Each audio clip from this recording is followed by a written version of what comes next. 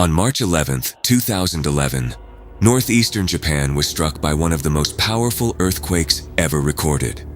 The magnitude 9.0 quake triggered a massive tsunami that reached the Pacific coastline within minutes, sweeping away entire towns and causing unprecedented destruction.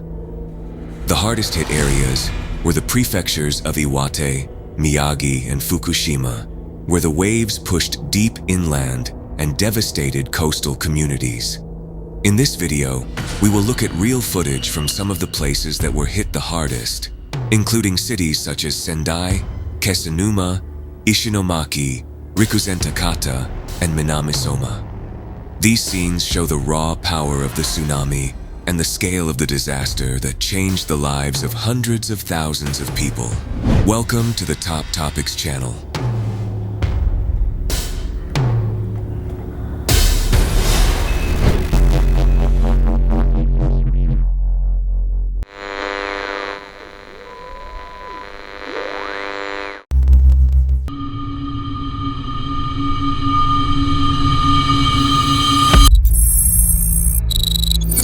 The first place we visit is a small port community, the town of Chikei on the Imo Peninsula.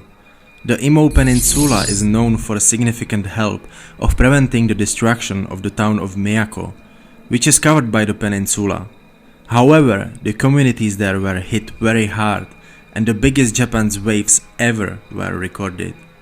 In some places exceeded even 40 meters. Chikei fishing port is located in a narrow bay of the fjord type, which has significantly enhanced the effect of the tsunami. In the notorious shots from 2011, you can see a cozy port town, which was completely engulfed by the tsunami. And even after 10 years, the city is a thing of the past, and no recovery is planned.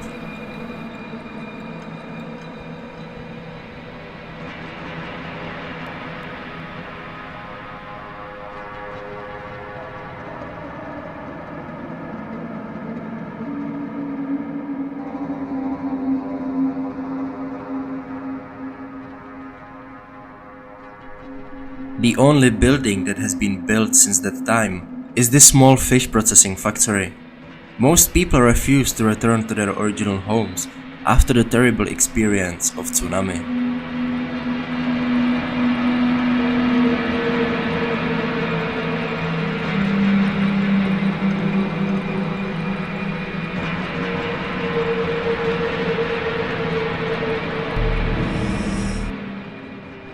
As you can see, the only buildings that remain are in sufficient altitude, where the wave did not get. The destructive force of tsunami reached roughly to these places. There was nothing left on the way further to the ocean.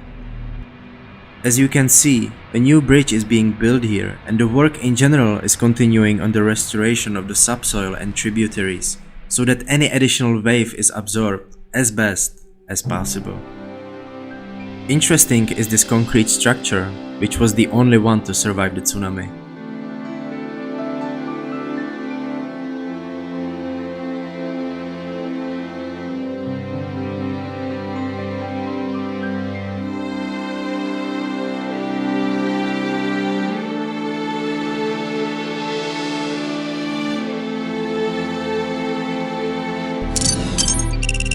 So here we are by the ocean. As you can see, the port has been restored and the fishing industry is now up and running.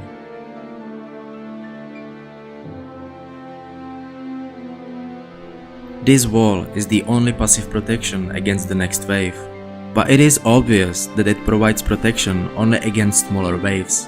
In the case of the same wave as the one in 2011, there will be no stone unturned again up to a height of 35 meters. Which was the height of the wave that struck here. We will go slowly further, just for curiosity. Notice the mountains on the horizon, which is another peninsula called Funakoshi.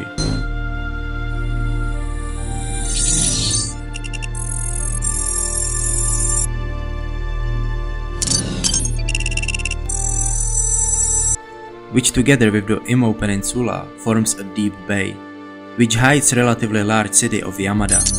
Yamada was also significantly damaged by the tsunami.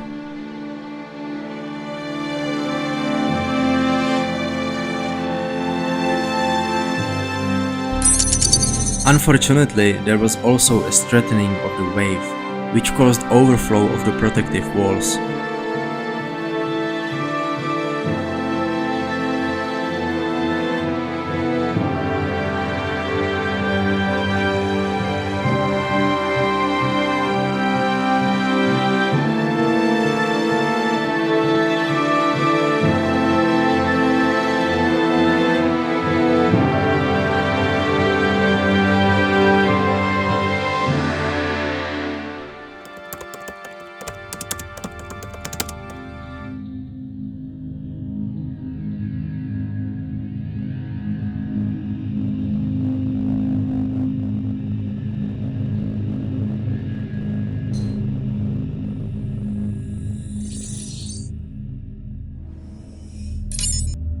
The last place we're gonna visit in the Miyako area is the city of Taro, which is one of the symbols of the horrible tsunami in 2011.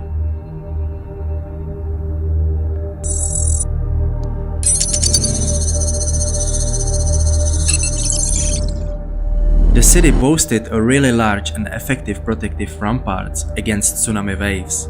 Unfortunately, the wave in 2011 not only overflowed these ramparts, but also significantly destroyed them. The ensuing flood literally washed away the city.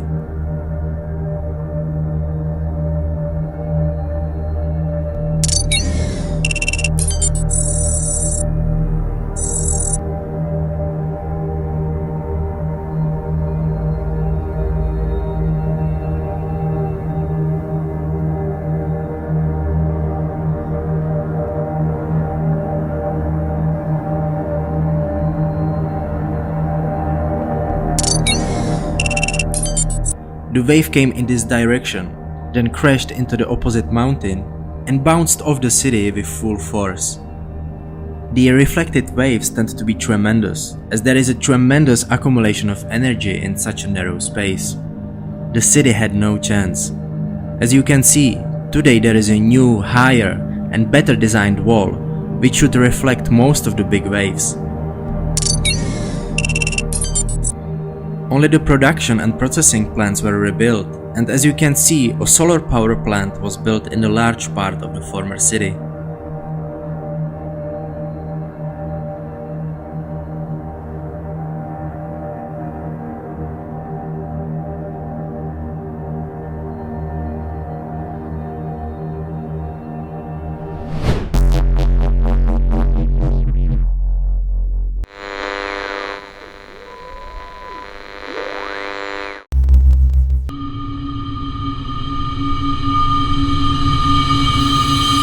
Miki Endo was born on July 18, 1986 in Shizugawa, Motoyoshi County, near Minami-Sanriku.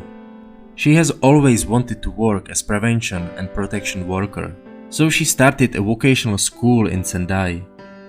On her mother's recommendation, she subsequently got a job at Shizugawa City Hall in Miyagi Prefecture, given that the city of Shizugawa was often damaged by the tsunami.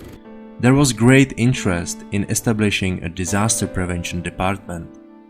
Following the merger of the city of Shizugawa in October 2005 with the city of Minami-Sanriku, a crisis management and prevention division was newly established. Miki Endo was assigned to this crisis management division in April 2010, less than a year before the catastrophic event in Tohoku. Overall, in the field of disaster prevention, she worked for 4 years before becoming the victim of devastating tsunami. On Friday, March 11, 2011, Miki Endo, like every other day, went to work. She was nervous because the Tohoku area had been hit the previous day by a stronger 7.2 magnitude earthquake. Although it did not cause the seabed to rise, she still remembered the recent warning from scientists at the University of Tokyo. They said that Japan will soon face a huge earthquake, which will be preceded by a similarly strong tremors. Although the working day was almost routine and the information of the previous earthquake was evaluated, the bad feeling didn't leave Miki, and rightly so. At 1446 Japanese time, 130 kilometers from the southeast coast of the Oshika Peninsula in Miyagi Prefecture, at a depth of 24 kilometers, there was a massive release of accumulated energy of magnitude 9.0, which became known as the largest earthquake in the history of Japan, and the third strongest earthquake in human history.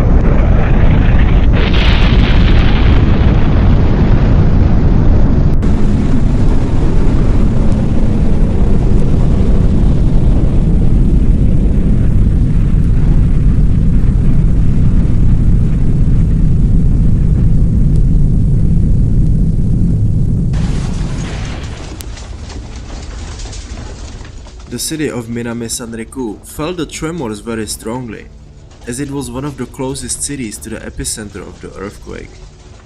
When the tremors stopped after many minutes, Miki knew what it meant and immediately ran to an alert system connected to loudspeakers spread throughout the city, and began urging the entire population of the city to evacuate immediately to the surrounding hills. 10メートル以上の津波が押し寄せています。高台へ避難してください。ただいま、宮城県内に10メートル以上の津波が押し寄せています。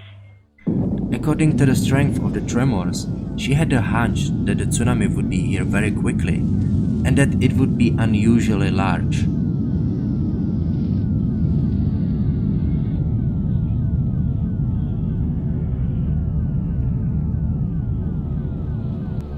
And indeed, within minutes, the water in the local harbor began to rise inconspicuously. At that moment, thousands of residents of the city hurried to the elevated places.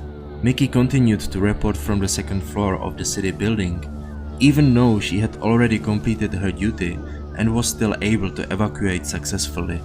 The water quickly spilled over the harbor walls and began to roll uncontrollably through the city streets. Miki continued to report. Within minutes, the office building was trapped by flowing water. It was too late for any evacuation, and so the last moment of her life, Miki devoted herself to continue warning the townspeople who still had time to flee. Suddenly something unseen happened.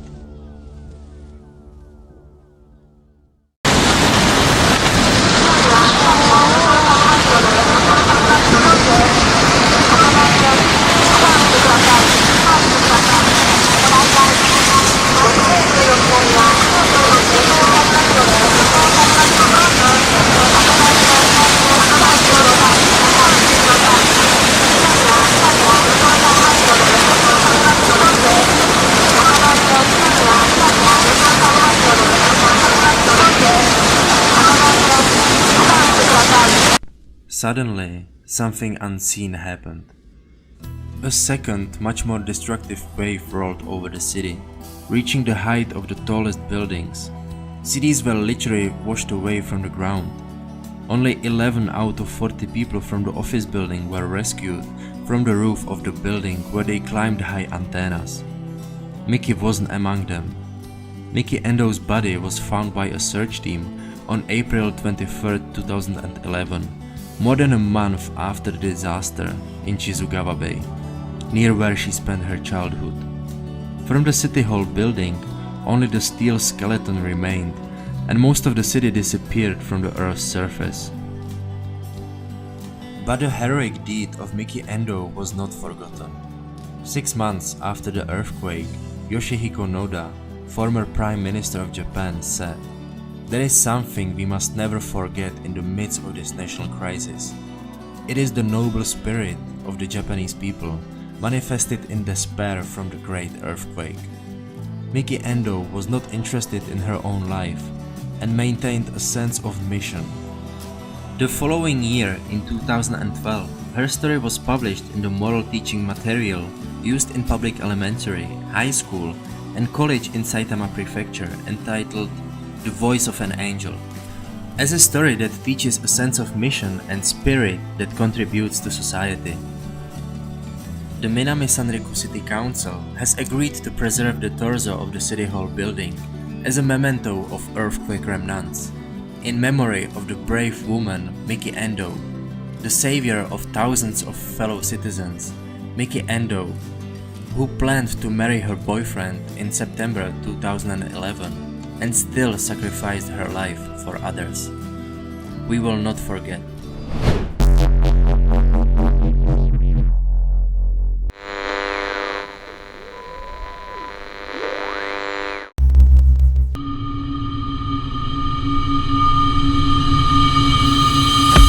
The coast of this area is very rugged and is made up of numerous fjord-type bays, which has often led to an incredible intensification of the effects of the tsunami, which has caused really great damage. Let's have a look more specifically. We will start near the city of Yamada, which we discussed in the previous part. As you can see, between Yamada Bay and Funakoshi Bay lies this inconspicuous strait of solid land, nestled between the Funakoshi Peninsula and the Japanese mainland. This narrow strip of land was completely flooded in 2011 by a wave that flowed in from Yamada Bay. Due to low elevation, the water flowed into Barakoshi Bay without any obstructions and completely devastated this picturesque valley.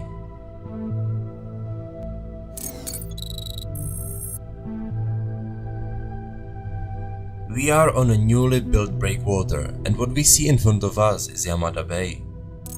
The town of the same name is located here. As you can see, the new breakwater is built very robustly and should reflect a wave of a similar magnitude as in 2011. Theoretically, in 2011, protection was minimal and therefore there was complete devastation. Only buildings at the foot of the hill were not affected. As you can see, the elevation of the whole area is increasing here, as in many other places in Japan affected by tsunami in 2011.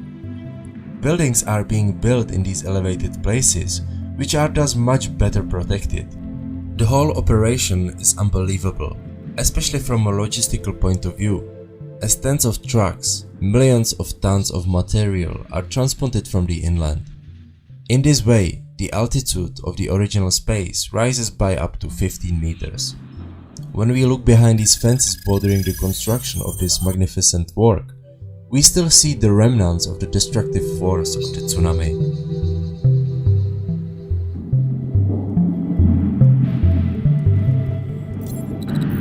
Also on the other side of the strait at Funakos Bay, the construction of a new protective wall continues. We will now move to the other side of Funakoshi Bay, to the part called Namita Beach. This whole area, as you can see, is exposed to the open ocean. Unfortunately, there was virtually no passive protection in the form of ramparts. Therefore, there was an enormous intensification of the effects of the tsunami, which manifested itself here as a rapidly rising level. These pines you see here form the only natural wall that reached up to this hill. Most of them were destroyed by the massive outflow of the water that occurred after the tsunami. Here you can see that there has already been an increase in elevation and the introduction of a large amount of soil and subsequent new construction. From the original town, there is basically nothing left.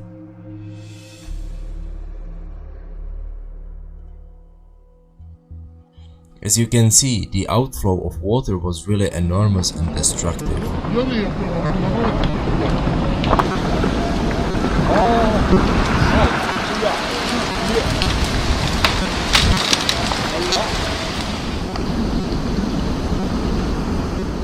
Notice these hills. Behind them is another bay called Otsuchi Bay, after the city of the same name that used to be there. Let's take a look there.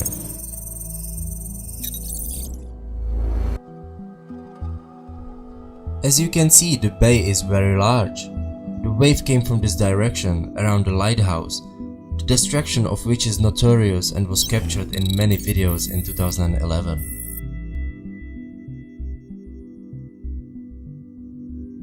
As you can see, the new lighthouse is already standing here. Although the tsunami didn't look extremely dangerous at first, it eventually gained incredible power and literally erased the city from the map. The degree of destruction was indeed enormous, and Otsuchi is clearly one of the most affected cities in 2011.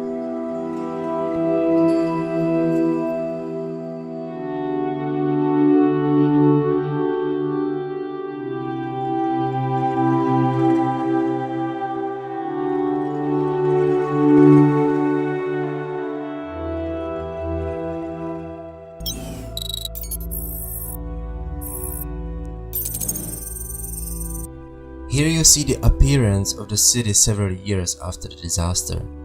Almost all the buildings are gone, only the empty area overgrown with grass. Sometimes you only see the demolished torso of the building, which the wave could not completely destroy.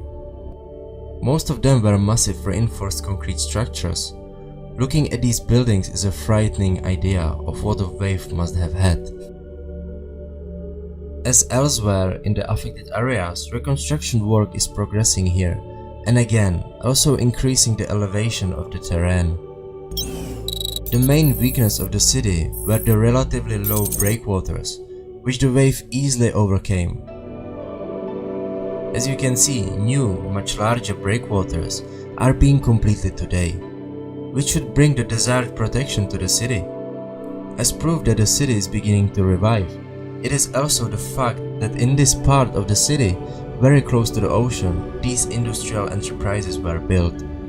It seems that the city of Otsuchi has a future, and despite its dark chapter in history, it eventually moves and rises from the ashes, like a legendary phoenix.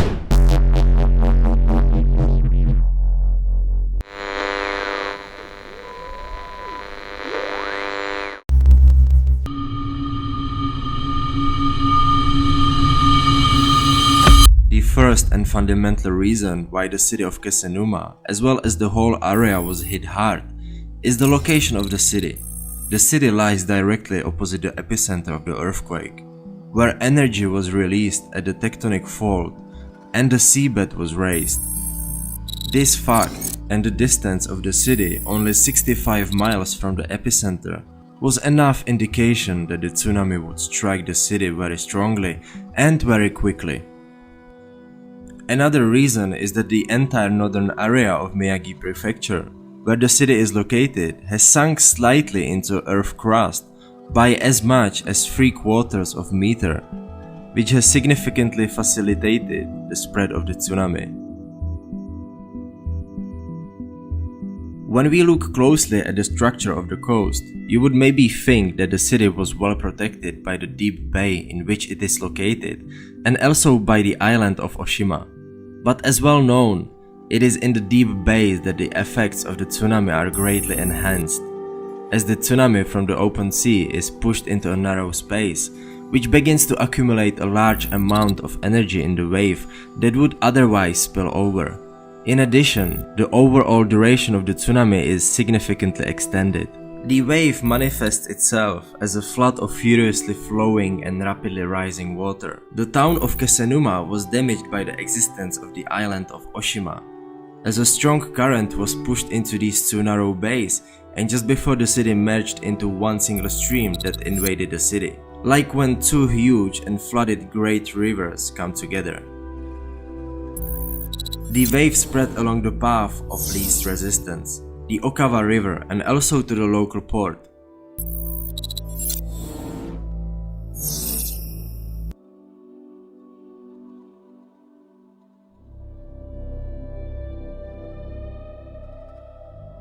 At first, the situation didn't look dangerous, and the river and the deep bay were able to absorb the first surges of water.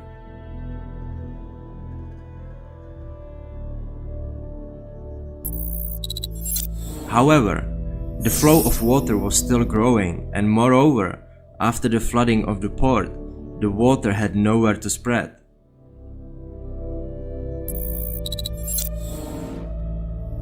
This narrow valley functioned as a plug, and all the mass of water immediately began to spread across this peninsula, on which stood the city center.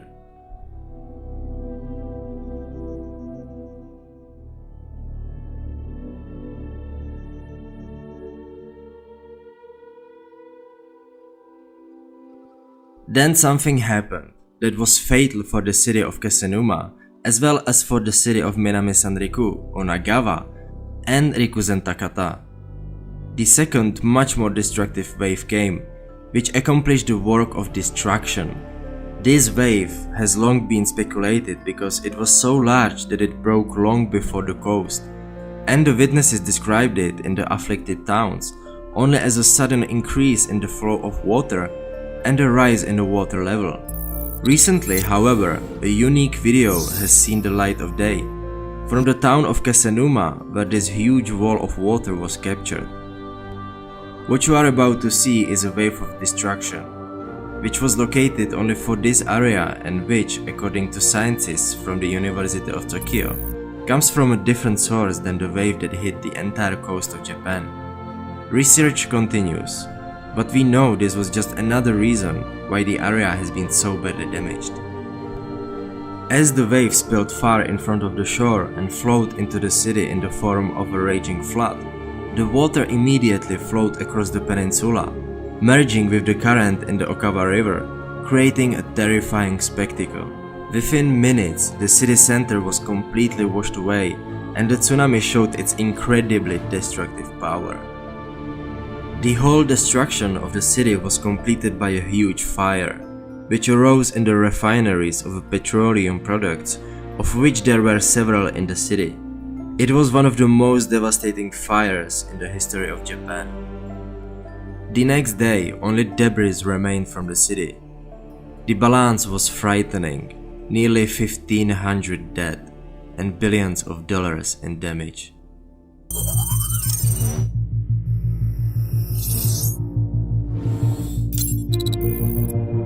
As you can see, the renewal of the city is still going on today, especially in the area of the peninsula.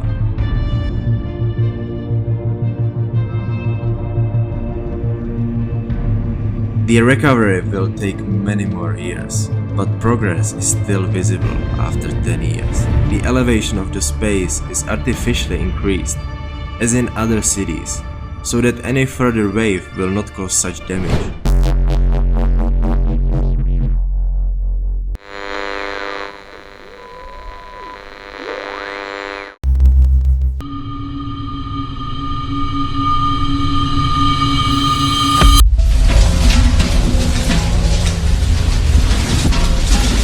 When the tremors were over, I ran in shock on the road uphill outside the city and didn't look back. From an early age, we were taught what to do in the event of an earthquake. The trees flickered and I ran on and on. Then I stopped and heard a sound. Cracking, breaking, distant rumbling. I was paralyzed. I turned and ran back down to the city. The trees parted and the scenery I saw was etched in my memory forever. I saw the wreckage, the sea of wreckages. Everywhere the eye could see, nothing but debris. The city is gone. The city of Rikuzentakata, my home, has disappeared from the face of the earth. This is the statement of a direct witness to the event who contacted us some time ago. Knowing our content, he wanted to share his experience. He refused to publish his real name, so let's call him Mr. Hirota. And so the idea arose for a separate video, which is dedicated to the city of Rikuzentakata, a city that ceased to exist physically on March 11th, 2011. Perhaps all the circumstances that led to this tragic moment conspired against the city. As we mentioned in the last video, the city lies in this gigantic bay, which was directly exposed to the epicenter of the earthquake. This bay itself is further fragmented into various smaller bays and coves. And last but not least, the whole closest area to the epicenter has lowered massively, which has facilitated the spread of the tsunami. If we take a closer look, you can see that the city lies in a narrow bay, which also narrows slightly towards the city, which caused the effect of a narrow throat and a huge accumulation of a tsunami energy. Plus, the bay is directly exposed to the open sea. There is no natural barrier that would at least slightly reduce the effects of the tsunami. In addition, the whole city lies in a relatively flat wide and long floodplain, with a minimum of higher points. As confirmed by research, the surroundings of the city and the city itself has lowered the most after the earthquakes below the ocean level, in places by up to 3/4 of a meter. Add to that the undersized and low breakwaters, which could not even slow down the tsunami, and we have a completely deadly cocktail of factors that inevitably led to the destruction of the city. Due to the absolute destruction of the city, a small number of witness videos have been preserved. There was simply no one to make these videos. However, relatively unique shots were captured on the Hirota Peninsula, around which the wave to the town of Rikuzentakata passed.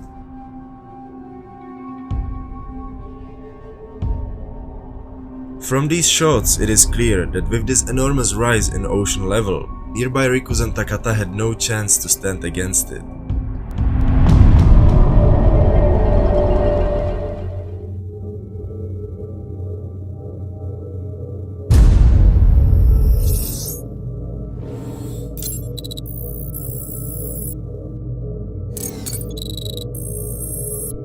Right in the city, the fire brigade which patrolled the port managed to capture short videos. These videos show an extremely rapid rise in water level, followed by a panicked flight of firefighters as they understand the danger of the situation. Subsequently, they managed to capture a few unique shots of the destruction of the city from a higher place, where they managed to go.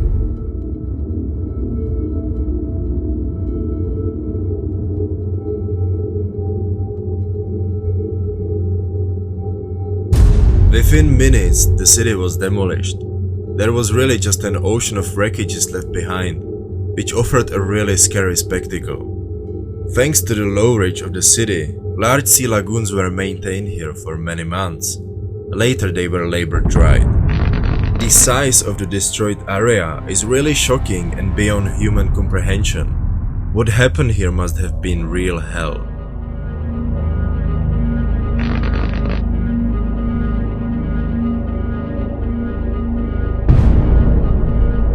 The wave reached with its destructive force all the way around the Kesennuma River, which is about 3 miles from the ocean shore.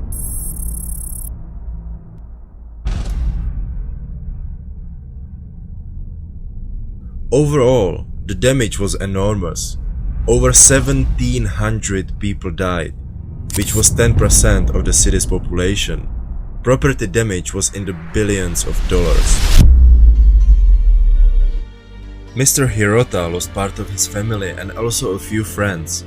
After being evacuated, he decided not to return. On the one hand, there was nowhere to go, and moreover, the terrifying experience to which he was subjected would never disappear from his mind, and he couldn't imagine living where he would be exposed to the constant fear of another horrible wave.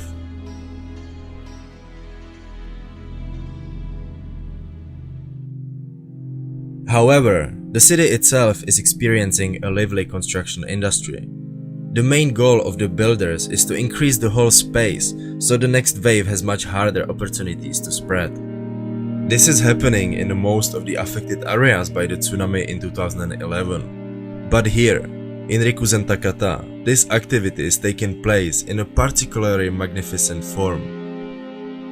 The whole city is gradually increasing by an incredible 15 meters. This is an insanely large logistics engineering project, where a huge amount of soil is brought from the inland, which is then spread by construction machinery. Only after that they are able to construct new buildings. What is definitely worth noting is the new breakwater, which was recently completed. Its dimensions are truly impressive.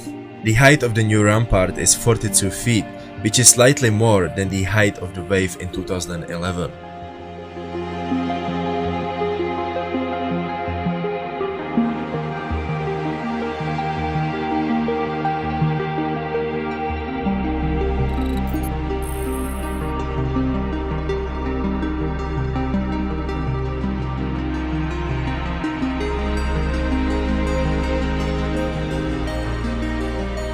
This imposing structure, just behind the breakwater, is the Iwate Tsunami Memorial Museum, the main museum of the entire catastrophe in Iwate Prefecture, which is to commemorate the horrors of the catastrophe at the time, the memory of the victims, the reconstruction process, and other important contexts. It is a truly breathtaking architecture design.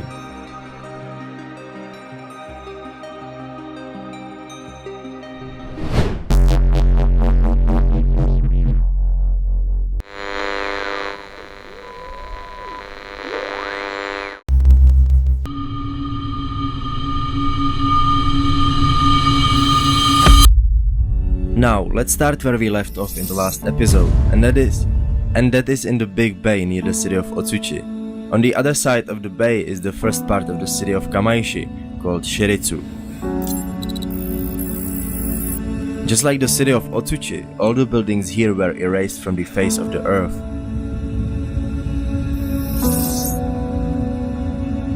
There was also a sudden flood that quickly flooded the city, uprooting the pines that served as a natural rampart. The breakwater was insufficient, which caused really big damage. However, the lesson was learned, and as you can see, the new breakwater is very robust and high, especially when we compare it with the original one, which can be seen on the left. The difference is really striking.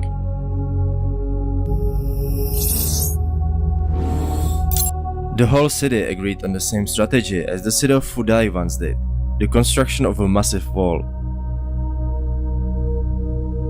Thanks to this, there is no significant increase in terrain, as in other areas. But now let's move on. We are going to fly over these hills, which form the Hakosakicho Peninsula, and which separates Otsuchi Bay from Ryoishi Bay. Ryoishi Bay is relatively small compared to other bays in the area. At its end was the district of the same name, Ryoishi. The word "was" is entirely appropriate, because after the tsunami there was literally nothing left but a pile of rubble. It was the narrow profile of the bay that intensified the effects of the tsunami. The bay ended with a small port, which was bordered by a wall approximately 10 meters high. Buildings were hidden behind it. When the wave came, it manifested itself again as a rapidly rising flood. The whole port was filled with water relatively quickly, similar to filling up a swimming pool. A giant pool. The harbor walls first began to overflow and then succumbed to the tremendous water pressure. The walls collapsed and the water literally scattered the neighborhood to dust. As you can see, today the wall around the harbor is being restored, but with one big difference.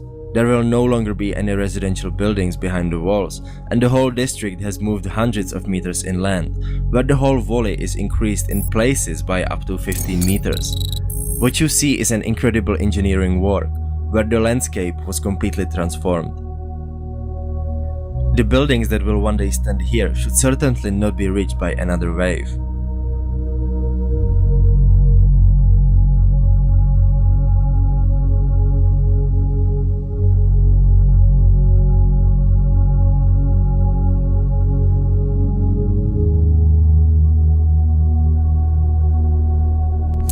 Now we move through this massif, which represents the Kamaishi Peninsula, and behind which is the bay and the city of the same name. As you can see, the bay is very large, and on its shores there are several port communities. The industrial city of Kamaishi lies exactly at the narrow end.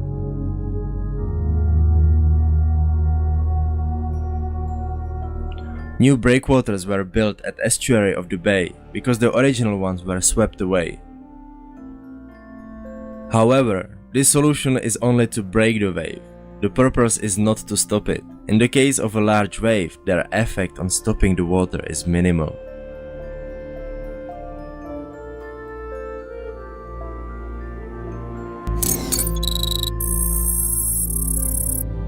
We are now in the port area, where the wave entered the city. It was all captured from this building.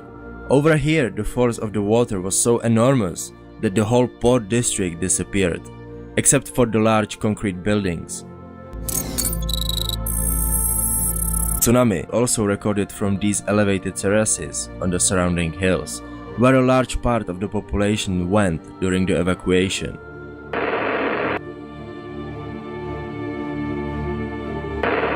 As you can see, there is a gradual renewal here.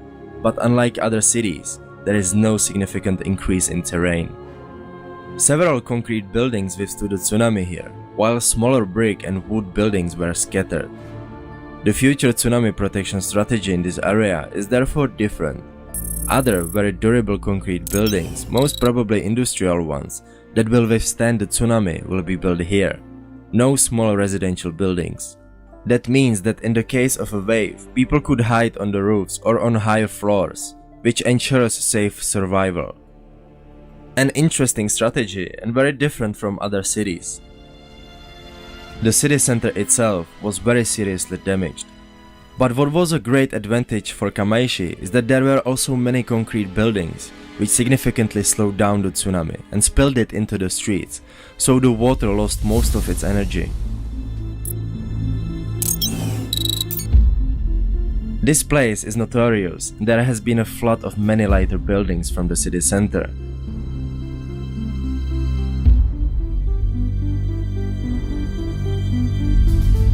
As you can see, the concrete buildings are still standing, and this is the path that Kamaishi will continue to take. The city returned to life relatively quickly. What is certainly worth mentioning is the removal of debris, which was logistically very demanding, because many debris was wedged in the streets of the city, which remained due to its structure.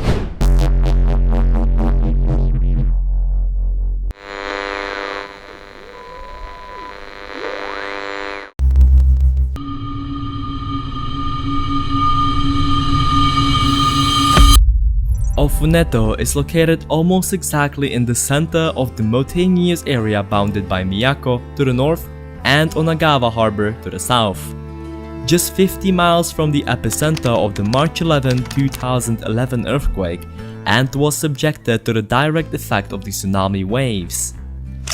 Cities in this mountainous area were the most affected by the tsunami. There are several reasons for this, which I will explain to you.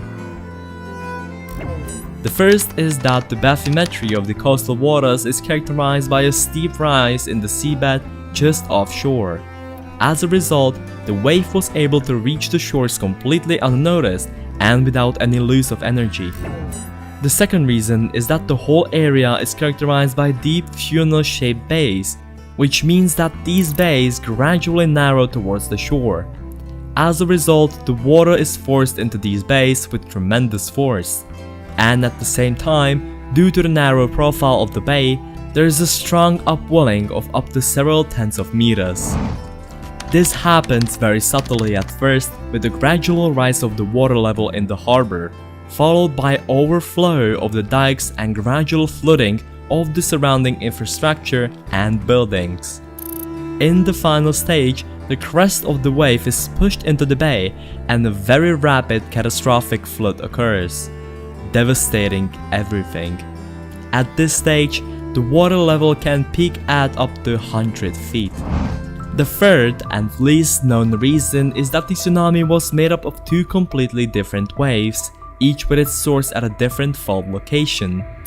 Unfortunately, in the case of this mountainous region, the two waves were combined, as you can see in the animation, to produce an enormously destructive wave that was beyond anything the Japanese had expected.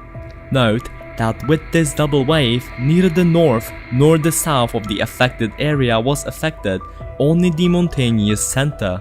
Elsewhere, two large waves hit the shore, which was also destructive as we saw in the last video in the Noda area, but not as much as when these waves merged. And that's exactly what happened in the town of Ofunato. As you can see, the town is just a short distance from the town of Rikuzentakata, separated only by this mountain range. This means that the wave that reached the coast was of the same character. However, Rikuzentakata is completely open to the ocean and lies at the end of the fairly wide bay. Ofunato Bay, by the contrast, is hidden behind a wall of hills, and the town may appear to be sufficiently sheltered, but the opposite was true. You know from what we've seen that this is just the perfect combination to amplify the effects of the tsunami that is forced into this narrow space. The first video we are going to look at uniquely captures the arrival of the wave at the edge of the bay, which is bounded by two stone jetties. Note the fishing boats trying to make a last-minute escape from the harbor to the open sea. Some succeed, but unfortunately, others are no longer able to beat the strong current and are pulled back into the harbor. It is very clear to see that the wave is not manifested by any wall of water, but by a gradual upwelling of the entire surface of the adjacent ocean and the gradual pushing into the harbor. It is clear from other shots that the wave initially manifested itself very slightly into the harbor as a slowly rising water surface. But this began to change into a dramatic spectacle within minutes as more and more water was pushed into the narrow bay. The danger of the situation is clear, for example in this footage where very heavy steel containers can be seen being carried away by the water as if they were made of paper. Within a few minutes, the water was very aggressively destroying absolutely everything in its path and began to carry away buildings without any problems.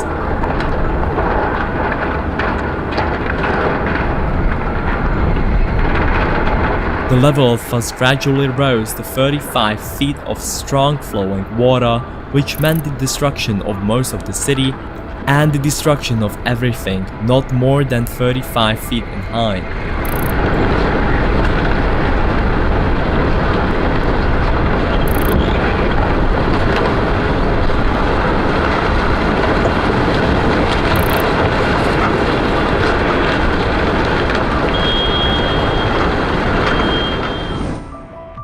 Through the channel of Sakari River, the water penetrated deep inland to the confluence with the Tatsukon River, where the water finally lost its energy and began to flow back into the ocean.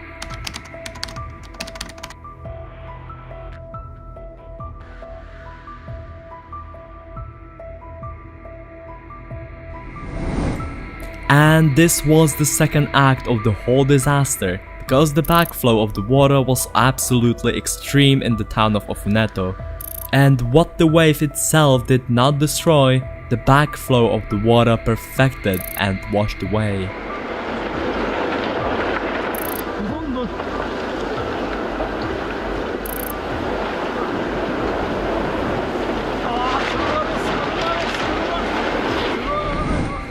In some places in the bay, the water reached up to 80 feet, especially in this area called Masichaku, which is on the edge of the bay. In this unique footage, you can see the terrifying outflow of a huge mass of water back into the ocean. The city was virtually destroyed and is one of the worst affected ever. The lack of effective breakwaters and barriers, which were virtually non-existent before 2011, was a big part of that. The local authorities have learned a big lesson from this event, and you can see in these images that they have taken the rebuilding of the city very seriously. The construction of a massive tsunami wall that closed off the entire bay and separated the city from the harbor was an incredible feat of engineering. The wall is designed to withstand the wave even 6 feet higher than the one in 2011. It is an incredible feat, a system that should protect the residents of this hard-pressed city once and for all from the vagaries of the Pacific Ocean.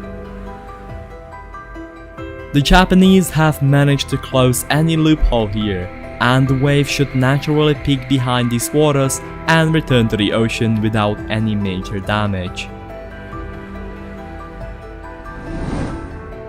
The mouth of the Sakari River, whose bed has been concreted and elevated, is to serve as a safety valve so that the water will flow upriver and there should be no danger of overtopping the breakwater in the city.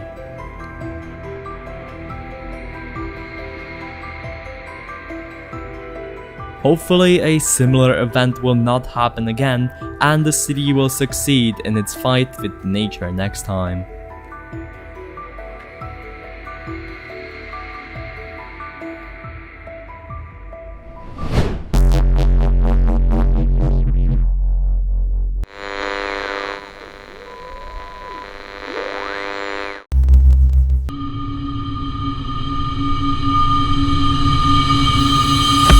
The town of Onagawa is nestled in a deep, funnel-shaped bay surrounded by high hills. The city itself was not directly exposed to the epicenter of the earthquake and is sheltered by this mountain. However, the epicenter is only a few tens of kilometers away, so that the energy of the tsunami when it reached the shores was enormous, as we know, for example, from what happened in Kesennuma. The location of the city in a deep bay is rather a disadvantage, because the water will be drawn into a narrow space, which greatly amplifies the effects of the wave. In the town itself, a witness managed to record a unique video showing the behavior of tsunamis in deep bays.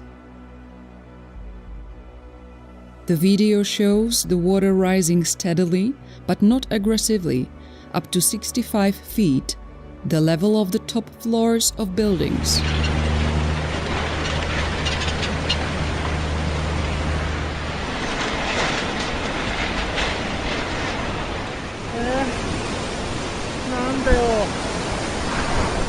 Then the tide stops and water remains remarkably calm. And then the destruction of the city comes in the form of a sudden rush of water back into the ocean. Here, on this building, you can see the limit of the moisture, how far the rising water reached before it began to recede. The consequences for the city were catastrophic, with the destruction of even strong concrete buildings and the washing away of most structures. The only place that remained protected was this high mound on which the local hospital is located. This gave Japanese engineers guidance on how to proceed with the reconstruction of the affected areas, and similar protective solutions are being built in many places. As you can see, here in the north, the wave has reached up to these places, which means that if the wave had a few meters higher reach, it would have spilled over the highest point of the mountain and flooded the residential areas that extend all the way to Mangakur Bay. Fortunately, this didn't happen, and the neighborhood was therefore unaffected because, as you can see, Mangakur Bay itself is very well protected, and the tsunami had minimal effects there, as can be seen in the buildings, which, even in the immediate vicinity of the sea, remained almost untouched. To the east, the town was damaged approximately 1.5 miles from the harbor, which is clearly visible from an aerial view. The original buildings in this area were completely destroyed and washed away, and also here the Japanese applied an interesting solution.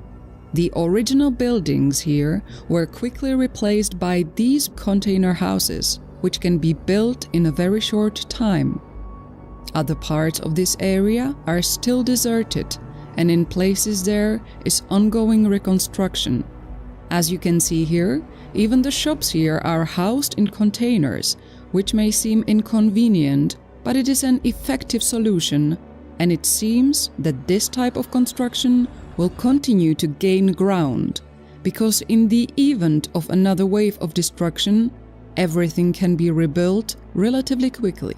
Returning to the harbor itself, the most remarkable fact is that there has not yet been any construction of a protective breakwater. There are reasons for this.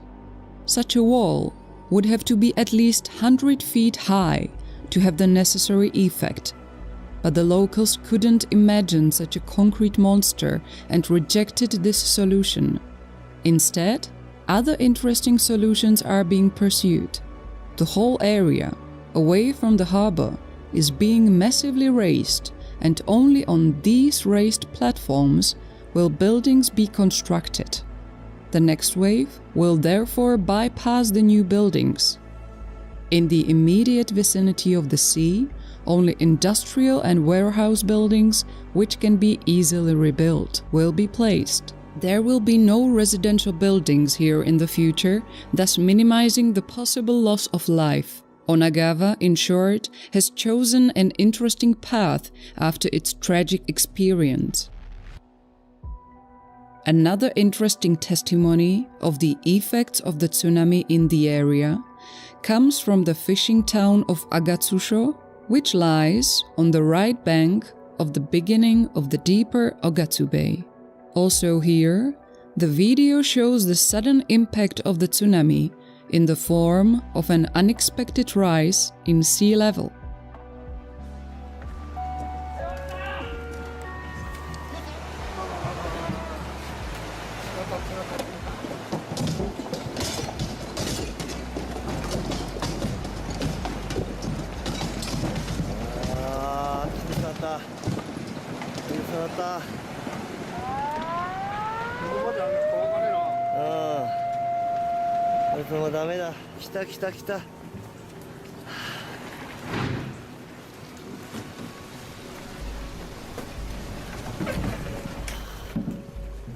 The fate of the local communities and small harbors was similar to that of Onagawa.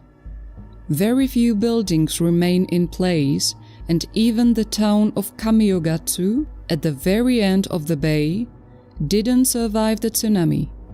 Even the strong concrete buildings were significantly damaged, as seen in this landmark building that was demolished years ago. As you can see, unlike Onagawa, here they decided to build a massive concrete breakwater to stop a wave like the one in 2011. A massive steel gate will be built here at this point, so the city should be completely safe, which is further secured by raising the ground above ocean level.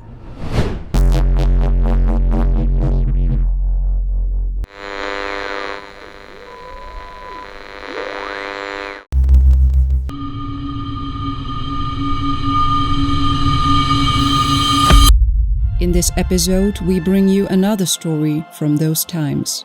It took place in the area of Ishinomaki, where we are currently in the wake of the Japanese tsunami.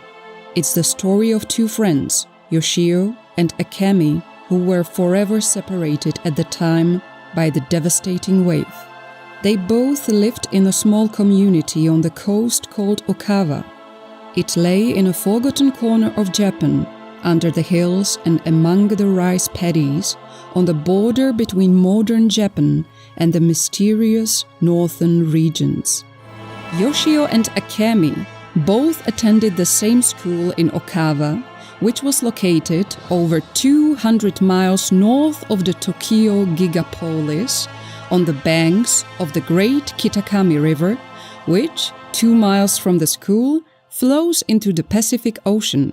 The Kitakami is the main river draining the northern region of Japan, known since ancient times as Tohoku, the infamous frontier realm of barbarians, mythical orcs, and bitter cold. Even today, it remains a remote, marginal place, a symbol of rural tradition that is but a folk memory to the inhabitants of distant cities. On Friday, classes at the Okawa school were due to finish at 2:30 p.m. Outside, the school bus was already waiting, with several younger students already waiting inside. The older pupils, that means most of the children, including Yoshio and Akemi, were still finishing up their school duties that day in their classrooms. At that moment, an earthquake struck. Yoshio remembers that it wasn't the classic tremors he was used to, where everything rattled and bounced. This time, it was different. The room slowly shifted back and forth a few meters, and an eerie rumbling sound came from within the earth. Yoshio remembers. It seemed gigantic. Teachers were running up and down, shouting, "Hold on to your desks!" Yoshio was worried about his friend Akemi and asked him, "Hey, this is big. Are you okay?" When it stopped, the teacher said, Follow me outside." So we all put on our helmets and went outside. The school building was evacuated with exemplary speed. Barely 5 minutes after, the students ducked under their desks. They were on the playground, lined up by grades and wearing hard plastic helmets. Girls from the lower grades were crying. Other students were showing something like earthquake sickness and vomiting. Akemi suddenly asked Yoshio, "I wonder if there will be a tsunami." Yoshio looked up. He remembered his great-grandfather telling him a mysterious story from his youth about the rumbling depth of the earth, followed by a foaming black ocean that took everything. They both ran to the teacher and told him their fears. But he told them not to interfere with the evacuation, which was going exactly according to the manual, and that therefore they had nothing to worry about and not to panic. At that time, at 3:14 p.m., the Meteorological Agency issued a warning. The tsunami was expected to come at a height of 10 meters. Like many Japanese institutions, the operation of Okawa Elementary School was governed by a manual, and it said, main evacuation site, school grounds, secondary evacuation site in the event of a tsunami, vacant land near the school or park, that is a place just a few meters above the ocean level. It didn't make sense to Yoshio. After all, there are big hills around the school that are so easy to hide in. Plus, there are the school grounds where the students learned how to grow shiitake mushrooms. Everyone knows the area, and it's easy to get there by road. So why do they have to stand on the school grounds? These questions kept running through his mind, and more helplessness began to take hold of him when confronted with the bureaucratic thinking of the school teachers. Yoshio resolutely walked out of the school and shouted loudly, "To the hill! Hill! Everybody run for the hill!" and immediately said to the teacher standing next to him, "If we stay here, the tsunami will engulf us." But the teachers wouldn't hear of it. They argued that in case of further tremors, trees could fall on the children in the forest and that it was safer here. Yoshio and Akemi didn't want to wait any longer and ran towards the hills. Yoshio recalls that one mother tried to convince the teacher that she wanted to go home with her child.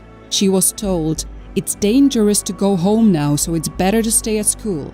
The mom yelled at the teacher, "They say there's a 10-meter tsunami coming." The teacher replied, "Calm down, ma'am. We know what to do." It was yet another enactment of an ancient narrative whose lines had been written over centuries between the pleading voices of women and the indifferent, imperious refusal of old men. When the earthquake struck and the tsunami warning was subsequently issued, Mr. Yamashita, a man in a grey suit in his 50s, who worked at the local branch of the Ishinomaki municipal government, and 5 of his other colleagues got into 3 cars with roof-mounted loudspeakers and set out to personally deliver the warning to people unaware of the impending disaster.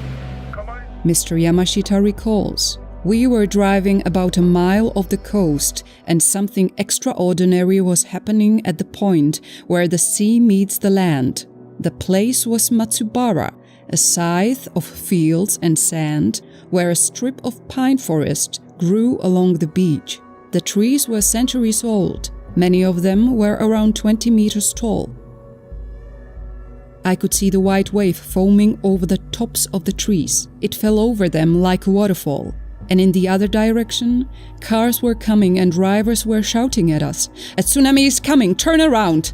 So we immediately turned around and went back the way we came." At 3:25 p.m., they drove past the school and shouted their desperate warning from loudspeakers. "The super tsunami has arrived in Matsubara. Evacuate! Evacuate to higher ground!" But on the school playground, teachers were preparing to burn wood in barrels to keep the children warm. They didn't pay any attention to us. But the situation was untenable. Suddenly, the deputy headmaster appeared. "It looks like a tsunami is coming," he called. "Quick, we are going to the traffic island." The traffic island was less than 400 meters away, just outside the village, at the point where the road met the Great Bridge of New Kitakami.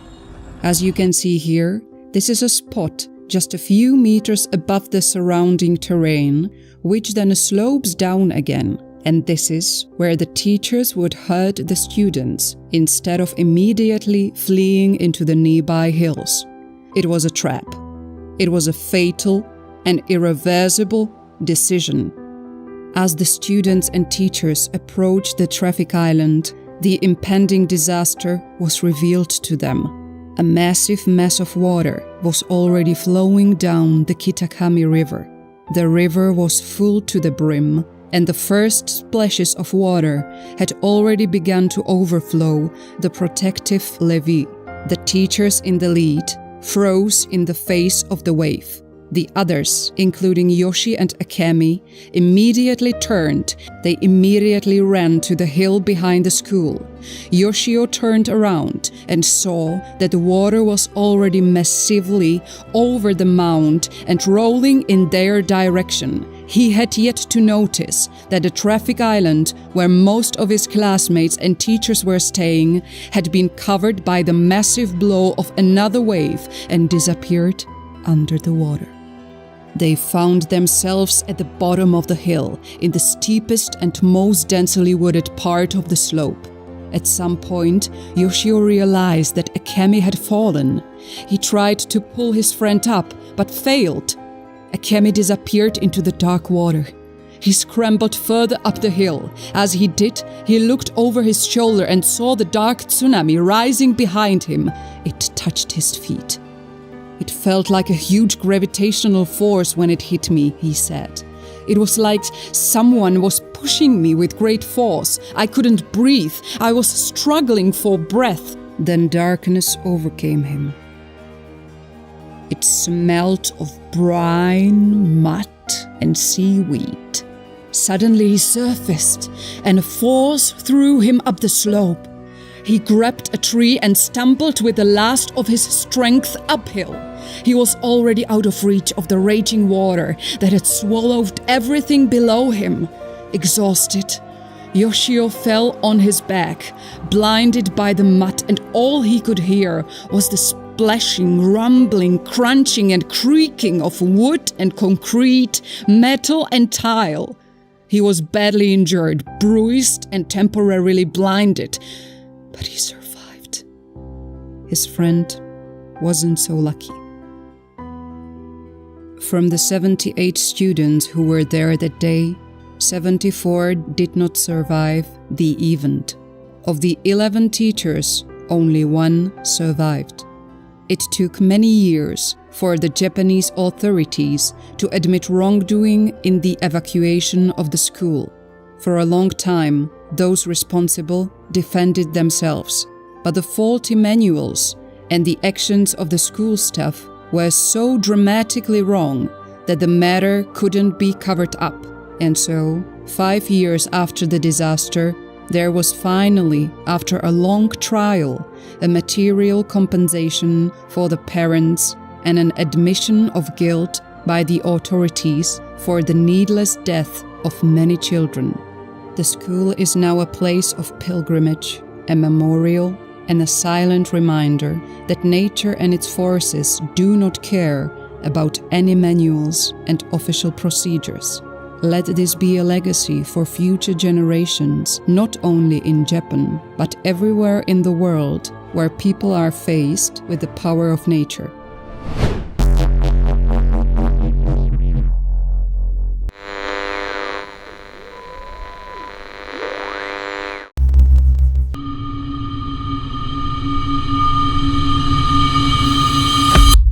The citizens of Otsuchi had thought that their seawall would shield them from a tsunami disaster. A huge cement barrier at this ocean's edge the wall, was built to protect the town from just this kind of calamity. But the wall was just over 30 feet high and the tsunami wave was 50 feet.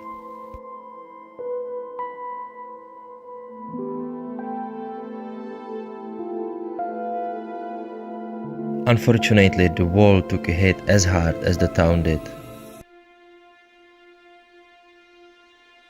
A similar fate like Otsuchi met many other cities on the east coast of Japan, with one exception. A few hours drive up the coast from Otsuchi, in the village of Fudai, residents had complained about their seawall when it was built. They said it was too high and blocked their view. The city of Fudai is located in the area between the cities of Miyako and Kuji, in places where the tsunami hit particularly hard.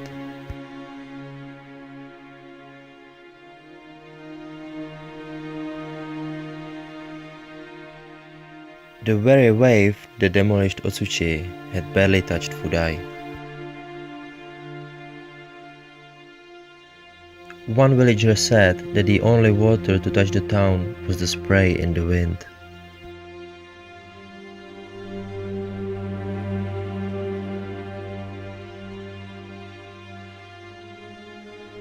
What made the difference? Height. The seawall at Fudai is 50 feet high and could hold back a wave of the same size. Decades ago, towns along the northeast coast of Japan began erecting seawalls to withstand waves of about 30 feet, which was the height of a terrible tsunami that struck in 1933.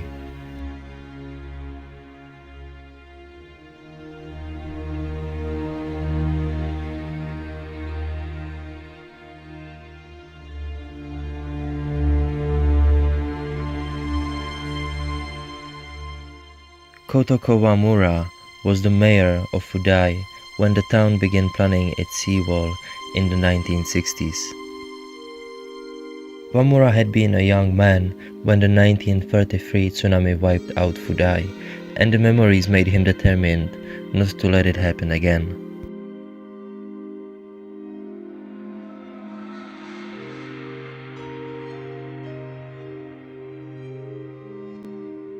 Wamura also remembered family stories about the tsunami of 1896, which had been even bigger, 50 feet.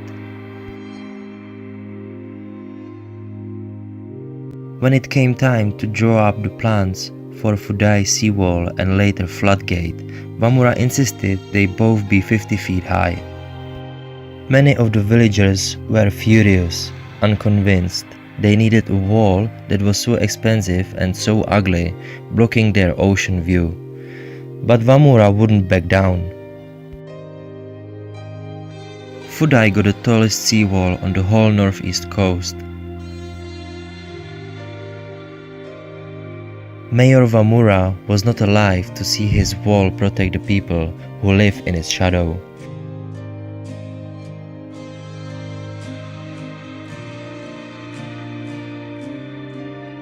He died in 1987, but today he is a hero to all of the villagers whose lives he saved.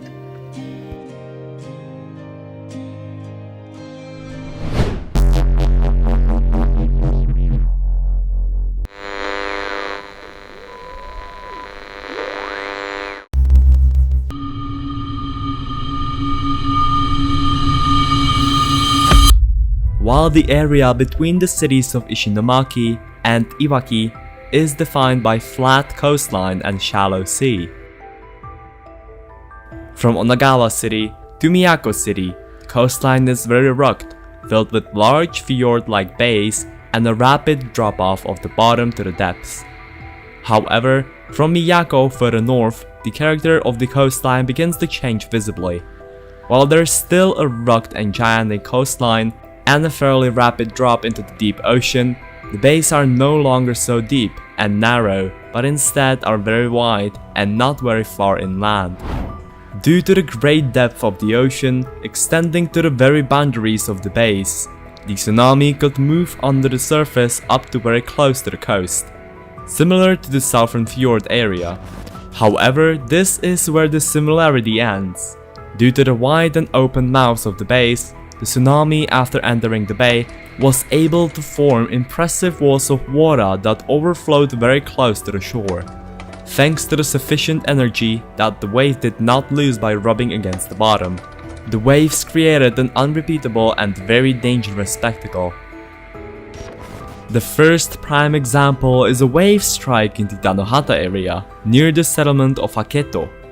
The waves came approximately 15 minutes after a big shaking from this southeast direction, from an epicenter 60 miles away. In the northern part of the Broad Bay, the witness was able to get a unique footage from this road on the flyover that is at a sufficient height to not be endangered. The first interesting thing to note is that, unlike the southern areas, there is a fairly large outflow of water. This means only one thing: the wave here did not have the same origin as the wave in the south, but was probably generated by a secondary, more northerly fault that triggered the negative tsunami that always precedes the outflow of water.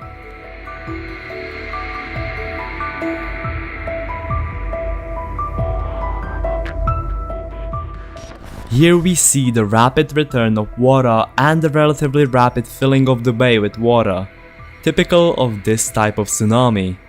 In this case, the main wave is already very close and will come very suddenly and aggressively. Here you can see very clearly the sample weir that was created between two cliffs. This is formed simply because the tsunami has already reached the bay, but at this point it is unable to overcome the barrier quickly, so it builds up behind the cliffs and the ocean level rises faster than the bay level. However, because the bay is open from the south, the main wave arrives very quickly and forms a large aggressive wall of water that spills over just offshore. This is followed by the classic strong current behind the wavefront, which swallows it up.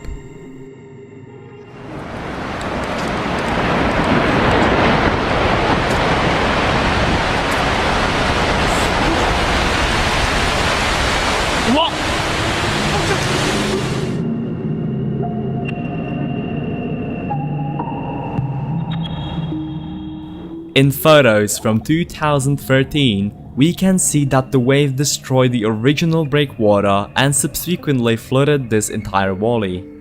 Unfortunately, the breakwaters in this northern area were very insufficient or virtually non-existent.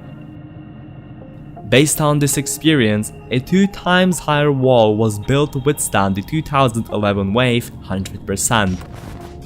Interestingly, just a few kilometers to the north in the town of Fudai, which already had massive protection in 2011, making Fudai one of the few towns that remained completely unaffected by the tsunami.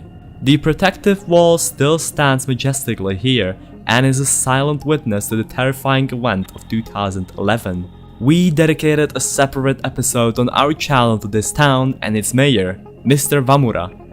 You can find the link in the video description. A few kilometers to the north, the situation was reversed. In this giant bay near the area called Noda, there was virtually no protection built, and this had its unfortunate consequences. 2 witnesses filmed the arrival of the wave here in the south, and 2 witnesses here in the north of the bay. Let's go to the 2 south ones first. The first cameraman is standing here on the bridge, and the second one is standing here on this road, right underneath the bridge. If we look at the bridge, we can see the water leaving the harbor just before the wave came in, even from this shot. The camera underneath the bridge captured quite uniquely the formation of a giant wall of water that was about 30 feet high. The surge of the wave is no longer visible from this view, as the cameraman understood the danger he was in and took his feet on his shoulders, which he cannot be blamed for, probably saving his life. Fortunately, the bridge cameraman recorded the surge. What's scary is that even though he was high up on the bridge, the wave reached him and splashed him with water.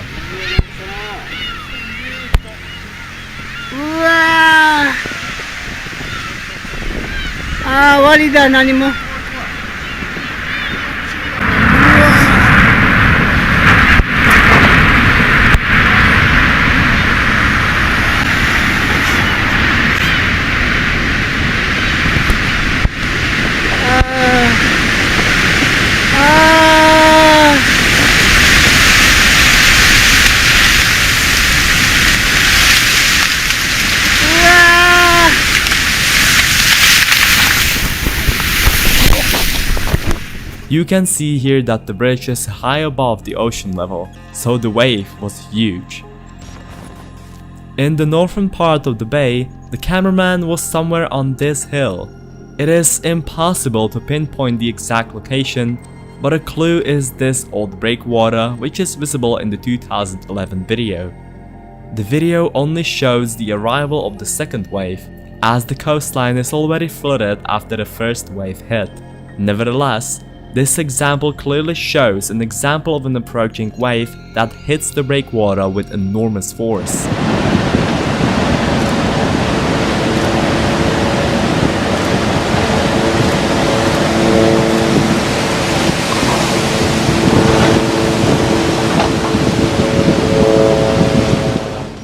To illustrate just how crushing the first wave was, we can look at the last video from behind the breakwater, where we can see the enormity of the tsunami, which easily spills over the breakwater and floods the entire area behind it. After the experience of 2011, a new breakwater has been built, which as you can see is much bigger than the original one and shall protect this whole area from a wave similar to the 2011 one. Interestingly, the original breakwater has been preserved and repaired, and so now the bay area is protected by a double wall.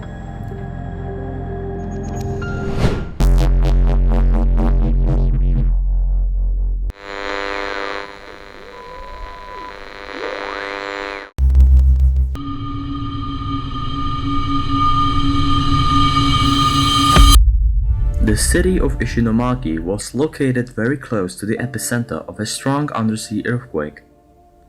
The nearby town of Onagawa, which was exposed directly to the source of the powerful tsunami, was completely devastated, as we documented in one of our previous videos. However, the city of Ishinomaki seemed to have an advantageous location as it is located by this magnificent hilly peninsula under the city of Onagawa, which stretches 20 kilometers to the south and thus forms a natural barrier for the city of Ishinomaki. According to all previous predictions, the barrier should have probably dampened even larger tsunami waves. Therefore, the city did not have any special passive protection against wave in a form of massive breakwaters like other cities. This became fatal for the city. A massive horizontal wave that was moving in an east-west direction rubbed against the southern edge of the peninsula and then changed its direction to the north, directly towards the city of Ishinomaki. You know from our videos that this phenomenon is called wave diffraction. Thanks to this phenomenon, the tsunami is able to kill in well-covered bays or on the other side of islands that did not stand in the way of the wave, such as in Sri Lanka in 2004. As the wave was quietly approaching the city's port, Mr. Honda worked as a plumber in a neighboring town 12 kilometers from Ishinomaki. When the earthquake hit, he called his wife who was hiding in a bank and told her to meet her at her house. A tsunami warning was issued a few minutes later. He tried to call his wife again, but the phone lines were dead.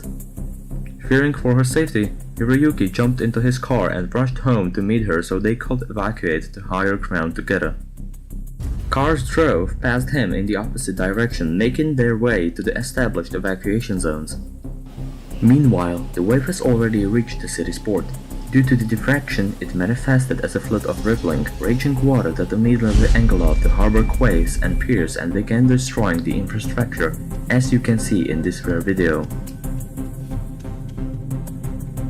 Subsequently, the water began to pour into the harbor quarter, where this well-known video was created capturing the arrival of the destructive element through the streets of the city.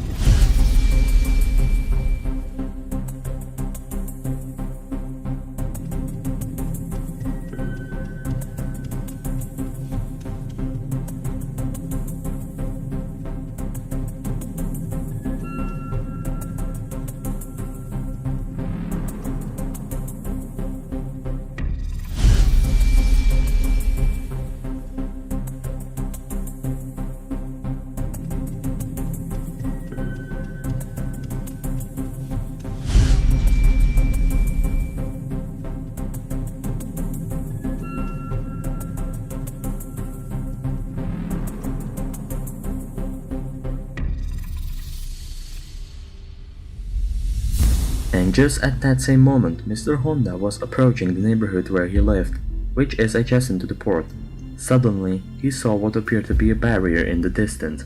As he got closer, he realized that they were cars swept by the wave, bobbing up and down. As he desperately turned the car around, he saw a man trying to escape the rushing water on foot. I pulled him into the car through the window and we drove away. But by that time, the tsunami was already ahead of us, recalls Honda. The water blocked their path and they realized they were trapped. The pair quickly left the car and ran to find a cover.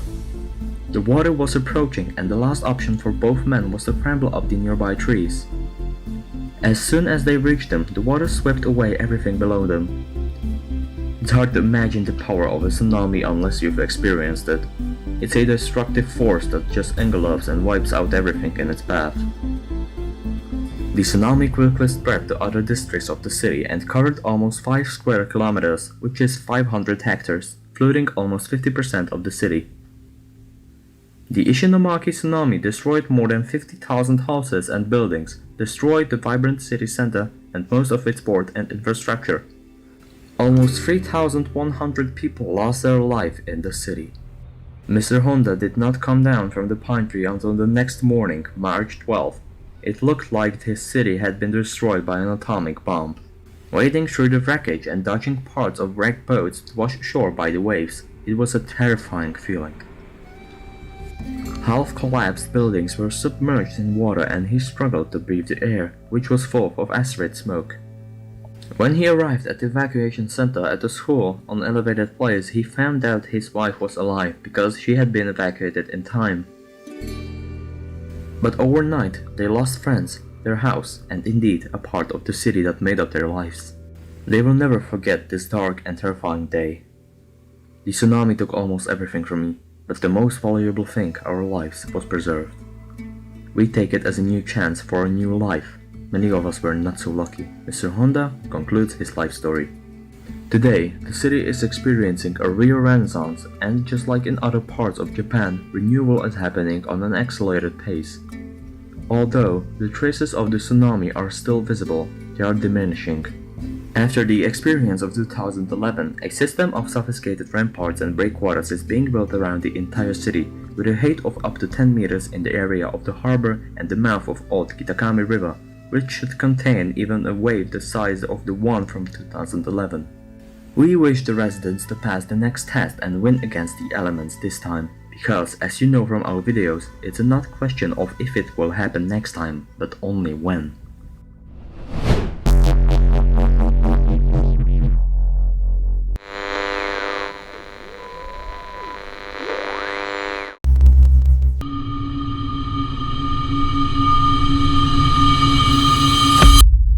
The diffraction of the waves around these islands caused the well-sheltered town of Ishinomaki to be severely damaged, and the wave took the most lives of any town affected by the disaster. As I mentioned in the introduction, the towns of Shiogama and Tagajo lie only a few kilometers south of Ishinomaki. At the end of this bay, a form of continuous conurbation of hundreds of thousands of people, gradually linking up with the city of Sendai. The cities have a connection of industry and important ports, so let's show the course of the events.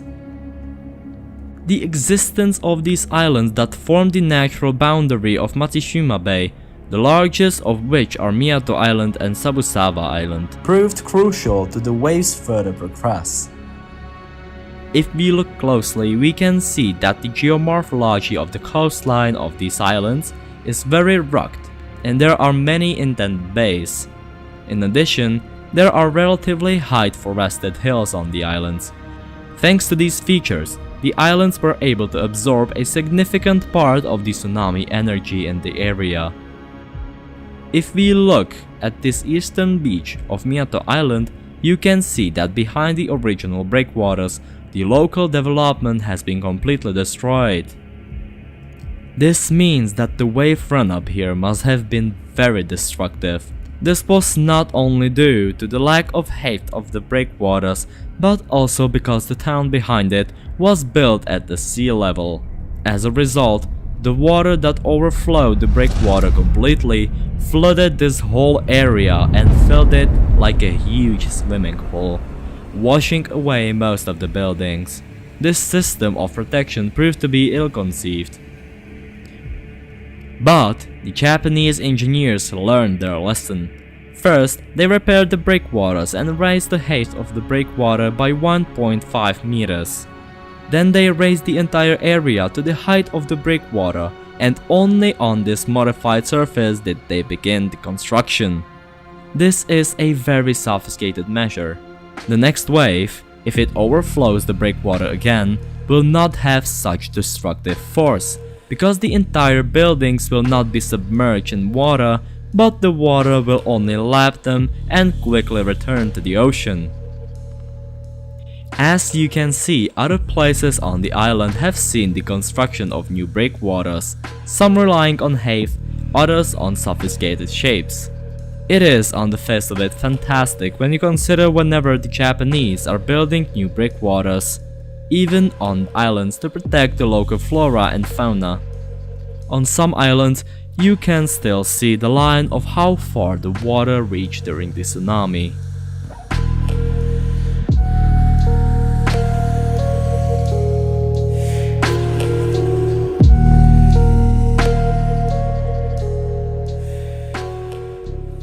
Thanks to this natural wall of islands, only a relatively weak tsunami of churning water burned into Matsushima Bay, and did minimal damage to the adjacent town of Takagi. Thanks to this fact, there was no need to take any measures on the shores of the Gulf to protect against tsunamis. The existing barriers have only been repaired and significant foaming has only occurred here at this point of this channel. The existing barriers have only been repaired and significant foaming has only occurred here at the point of this channel that connects the bay to the open area. Here, the barriers have been significantly improved.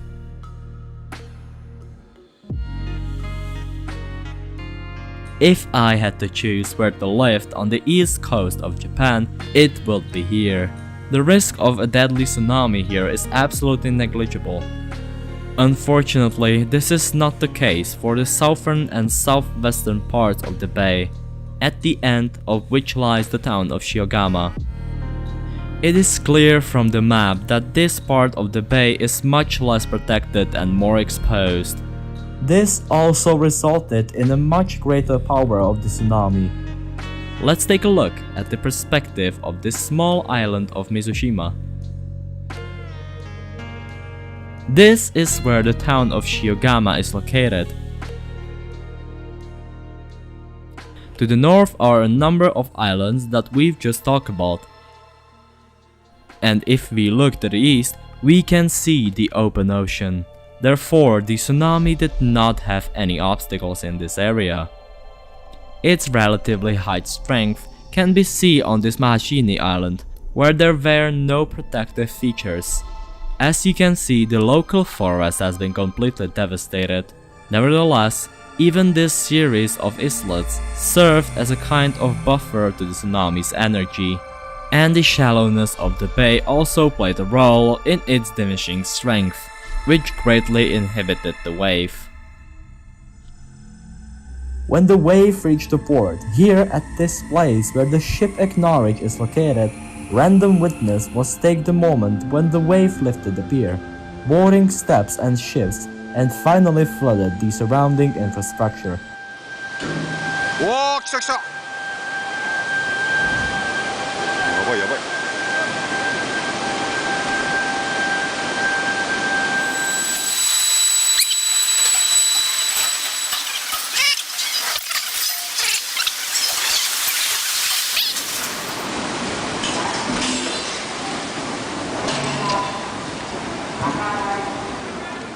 A few hundred meters away, at the western end of the harbor itself, the arrival of the wave was filmed from the roof of the shopping center.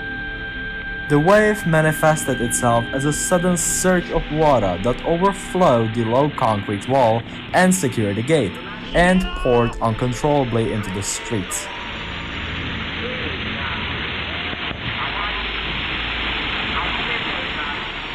The flooding of the street itself was subsequently filmed from this high-rise building near this commuter train line. Fortunately, the wave did not have sufficient energy, and so it only flooded the nearby area of the harbor to a height of 1.5 meters to 2 meters. While this caused quite serious damage to infrastructure, it was rather minor compared to other locations. The tsunami killed 12 people in Shiogama. The more southerly Tagajo was not so lucky. Its harbor is exposed to the open ocean, and so a massive wave swept over the city, manifesting itself as a massive and raging water of deluge that damaged a large number of buildings, infrastructure, and took dozens of lives. The area was flooded up to 1.5 kilometers inland. As you can see, the eyewitness footage speaks volumes.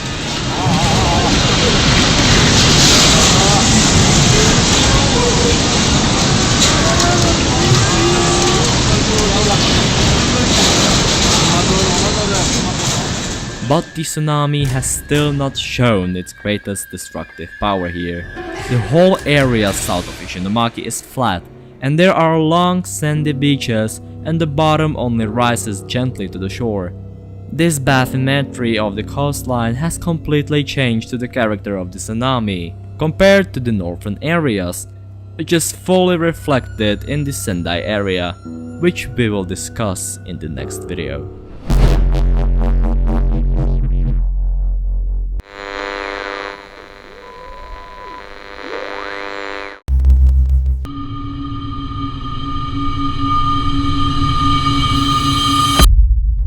It looked like a normal Friday.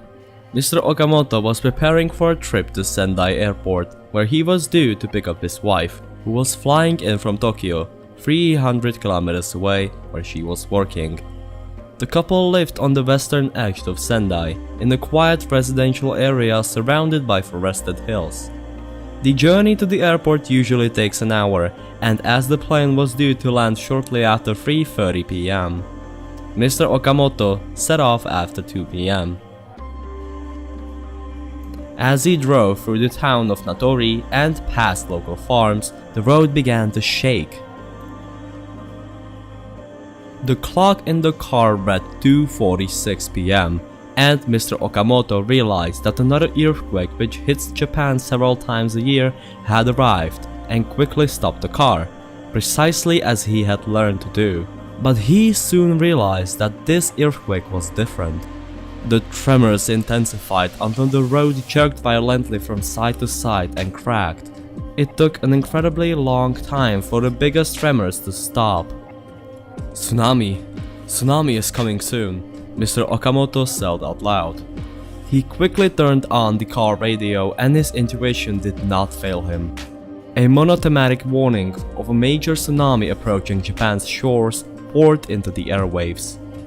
To his horror, he heard the information that the epicenter of the earthquake was directly opposite of the Sendai area, some 80 kilometers from the shore, and that the inhabitants must evacuate immediately. Initial estimates spoke of an earthquake magnitude of 8.9 on the Richter scale. Suddenly my legs went numb and I felt like I was in a bad dream. I couldn't move, my brain wasn't working, and honking cars passed me, gradually forming columns facing away from the sea. I told myself it was over, I was going to die here. But then something came loose and I just told myself I wanted to survive. The numbness subsided and I got into the car to get back to the town of Natori, which was only a few kilometers away. But there were a lot of cars everywhere and we drove slowly. I could feel the earth shaking again. And once again, the feelings of helplessness and despair fell upon me. But then suddenly everything went quiet. The motorcade stopped and a man got out of the car in front of me. I could see the horrified look on his face and how he was pointing his hand somewhere in the distance behind my car. I looked in the rear view mirror and what I saw was absolutely shocking. I instinctively got out of the car and saw a huge mass of debris hurtling towards the ocean about 2 kilometers away. There were remnants of buildings, cars, planes and other things. I saw no water, just a wall of debris from north to south, rolling towards us with a thundering sound, swallowing everything in its path. He sat instinctively in the car and waited for nothing. I pulled into the oncoming lane, which was empty, and drove away from the terrifying spectacle. I saw people running across the fields trying to escape this horrific destruction. I don't even know how, but I managed to reach the town of Natori to the evacuation platform. I stopped about 400 meters from it because I couldn't go any further. I jumped out of the car and ran. The wreckage was only a few dozen meters away. The terrifying screeching and cracking sound of the tsunami at my heels will stay in my head for the rest of my life. At the last moment, I ran to the evacuation platform and just watched as the tsunami engulfed everything around me. It seemed like the end of the world. Nothing will be the same here, I realized. While the city of Sendai, on the other hand, was exposed to the direct impact of the waves. With its million inhabitants, it was the largest city to be hit by the disaster. Unlike the northern areas, Sendai is situated on a large coastal plain and the coastline is flat and sandy. This coastal geomorphology was predestined because the tsunami would easily spread many kilometers inland. The bathymetry of the coastline is determined by the gradually sloping seabed, and the sea here is thus shallow for tens kilometers offshore. This is another major difference from northern areas where the bottom slopes rapidly and there is already great depth near the shore. The shallow sea means a major slowing down of the tsunami's speed, but on the other hand, also it uplifts into continuous walls of water. The wave approached Sendai in several step walls. This means that after each successive wave has passed, the ocean has remained uplifted a little higher. This resulted in a crashing blow to the coast. The wave has swept away Sendai Airport, where Mr. Okamoto was heading, at around 3:55 p.m. The footage shows that the force of the water was enormous, taking planes, destroying buildings, and advancing easily inland. Its progress is notorious in the helicopter footage, which shows the sledge cars escaping the destruction and the water pushing buildings in front of them. Flooding fields, greenhouses taking cars and trucks and gradually turning into smoldering wall of debris, just as Mr. Okamoto described. The reason the water had such incredible power was that more and more waves were pushing against it, coming in series after series. Mr. Okamoto had about 20 minutes to save himself, because in that time the wave had swallowed up the town of Natori, which was completely uprooted. The water gradually flooded this entire coastal plain, causing incredible damage to property, health, and lives. The big problem was the water, due to the flat nature of the landscape, returned to the ocean very slowly and formed lagoons of dirty, toxic and smelly water in many places and took many months to drain. When we look at the current appearance of the coastline, the damage is still evident, with many fields still uncultivated due to the contamination from industrial fluids. The force of water is also clearly visible in the coastline forests. Mr. Okamoto was eventually happily reunited with his wife after another week. Fortunately, their home was out of the reach of the devastating waves, and they had somewhere to return to. But many people were not so lucky. And then, Okamoto joined the volunteers and spent several weeks helping with the tsunami relief effort. His powerful story is a clear message about the destructiveness of nature, and that is not to be underestimated.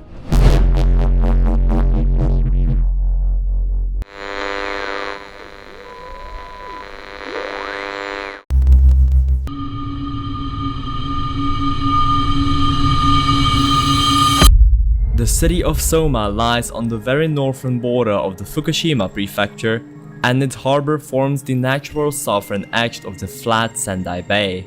From an altitude of 65 miles, we can see that the city and its harbor are loosely exposed to the epicenter of the undersea earthquake from where the deadly wave came.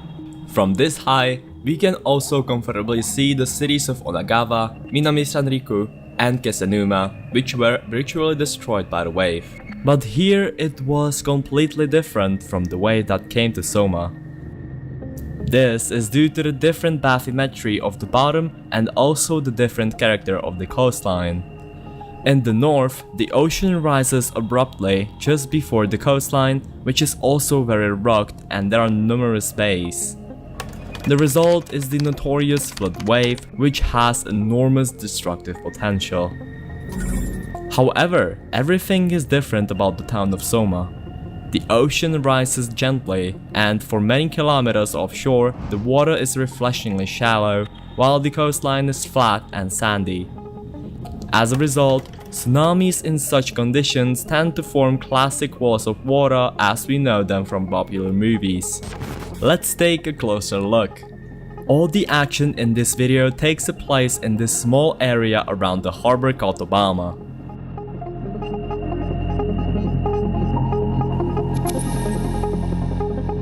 The first camera is located roughly where these houses are.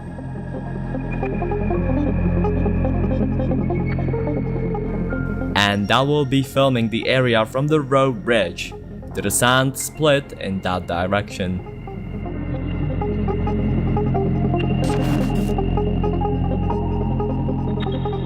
The second camera is located just a short distance from the road bridge.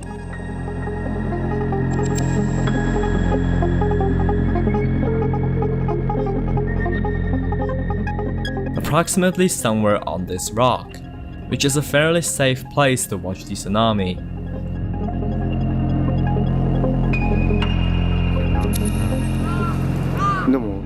In the beginning, the situation does not look dangerous and the men with the camera are calm, even though they realize that the water rushing past the pier is a sign of an approaching tsunami.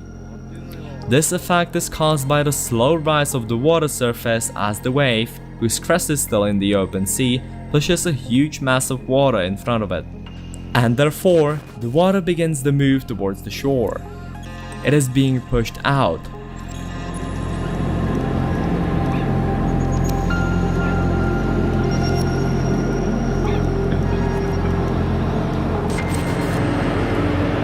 Slow moving water can be seen around other breakwaters and dikes.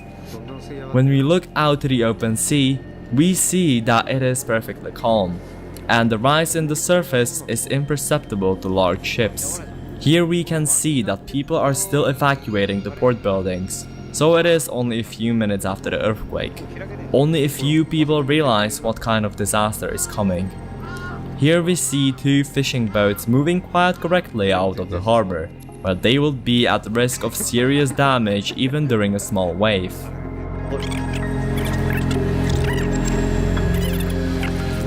But as we can see, they have not yet sailed out to the sea, because the first regular wave is coming in and crashing over the pier.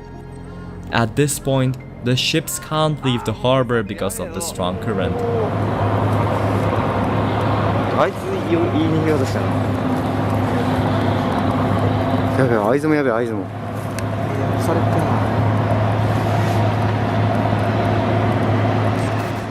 The current is also clearly visible on camera 1 as the water breaks under the road bridge into this shallow bay called Matsukawa. The small strait under the road bridge is the only connection between the bay and the ocean, which is otherwise very well protected by this originally natural split, which has been reinforced and a road has been built over it to connect the harbor with areas further south.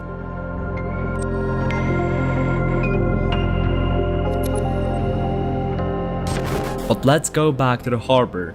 Even though the water is starting to spill over the low concrete barrier, as the harbor bay is filled with the constantly flowing water, the men are still joking, thinking that the wave won't get much stronger. They are more amused by the situation than seriously worried. However, they soon realize that they were very wrong.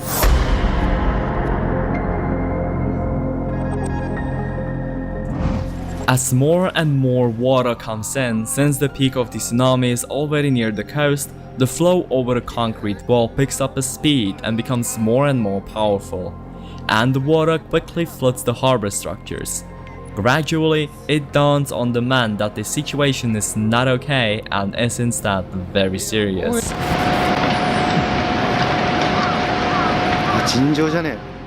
They will fully realize this when the second wave hits, and the warning sirens sound when the water floods all the buildings up to the first floor level. And it is obvious that the damage will be overwhelming.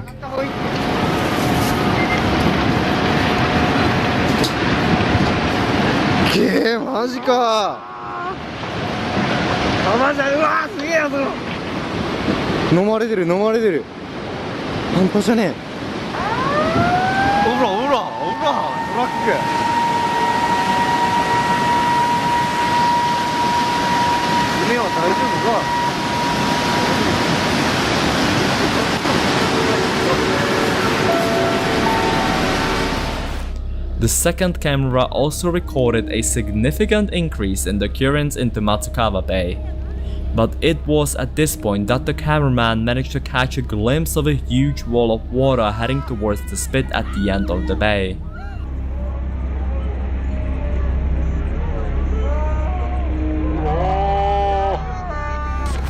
The incoming crest of the main wave was also recorded by the second camera.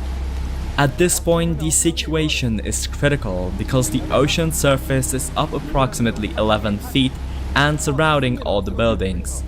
And now the crest of the main wave is approaching and is at least another 20 feet in height before overtopping. It is therefore certain that the impact of the tsunami will be catastrophic.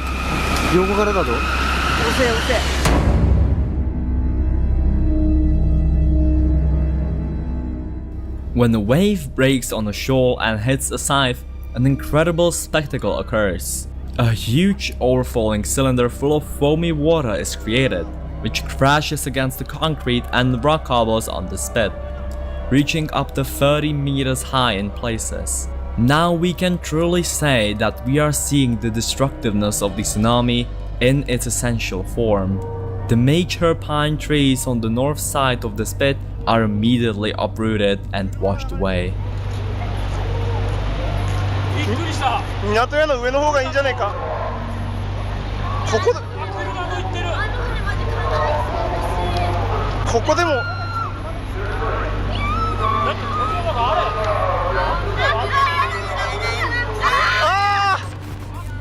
The second camera also shows the crest of the main wave coming in very clearly.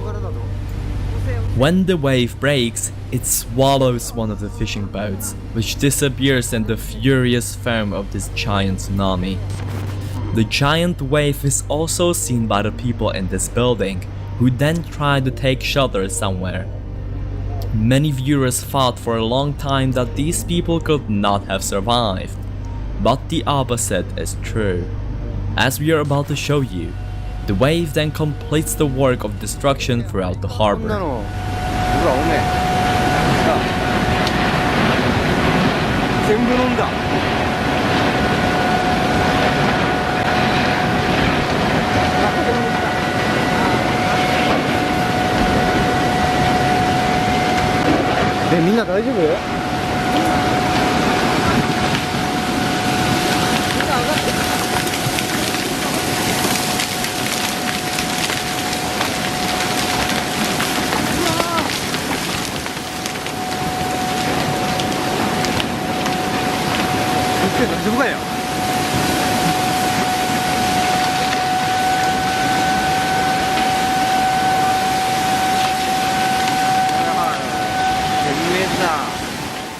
In this video, which was taken from one of the tugboats, you can see the enormous force of the tsunami ripping a large tanker from a harbor crane and washing it away.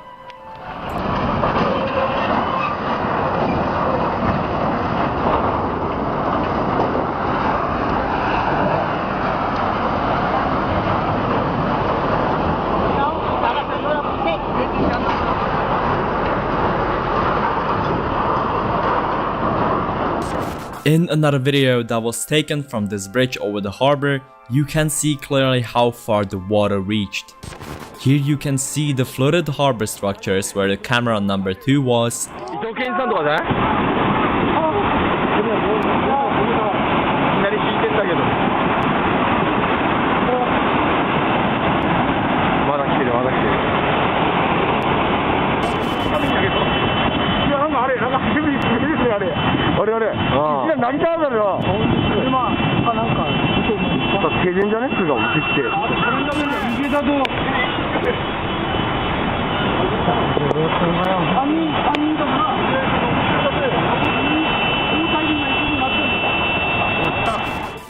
And this is where you can see the survivors of this building calling for help from the roof.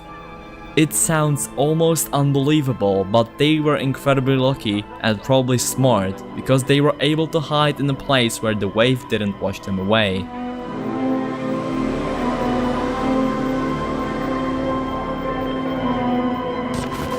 There is another wave forming on the ocean behind, but it hasn't made much of an impact.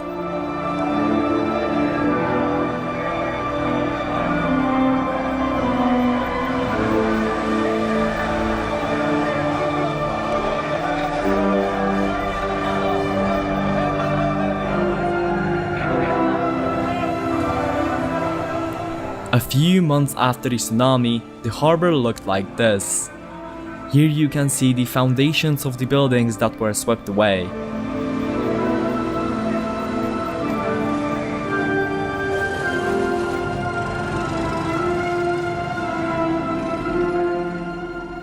Here we can see the torso of a building whose roof survived and was subsequently demolished.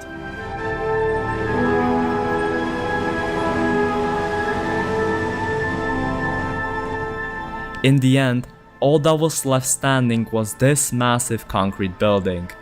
The 2022 footage shows that the harbor structures have now been fully restored.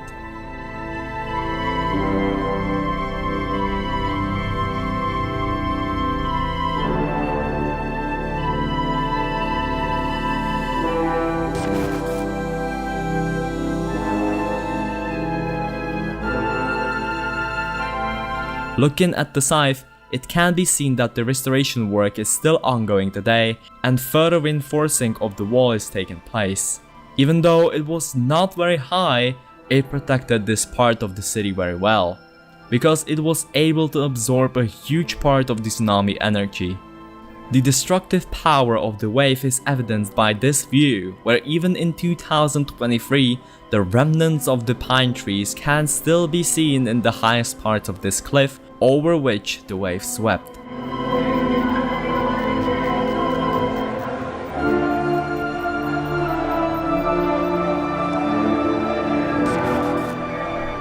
The neighborhoods on the other side of the harbor were not so lucky, and for example, the 2011 images here show the remains of the foundations of the buildings that have been washed away. There has never been any rebuilding here, and there is only pleasant greenery and a protective wall on the right side to prevent the effects of the next tsunami.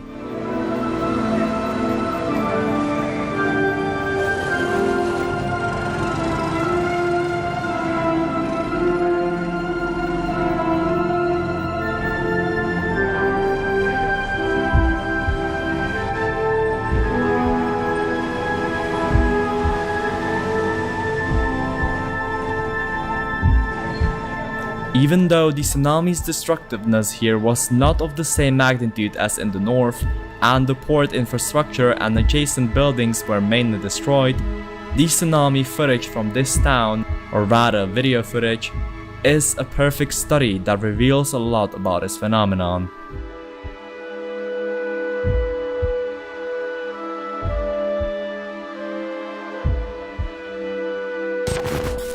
For this video, that is it. If you like this type of exploration of particular areas, be sure to give it a like, subscribe and hit that notification bell. And next time we can take a closer look at some other area.